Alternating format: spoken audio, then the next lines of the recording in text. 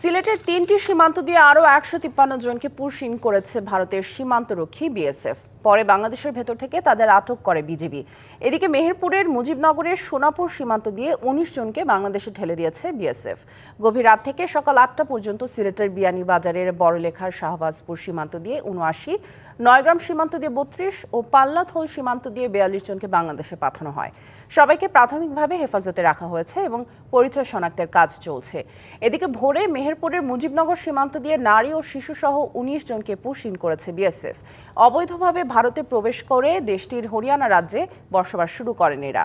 গত ৬-৭ দিন আগে তাদেরকে রাজ্যের বিভিন্ন এলাকা থেকে আটক করে মুর্শিদাবাদ জেলার বহরমপুর জেলে রাখা হয়। পরে আজ ভোরে সোনাপুর মাছপাড়া সীমান্ত দিয়ে তাদেরকে বাংলাদেশে ঠেলে দেয় বিএসএফ।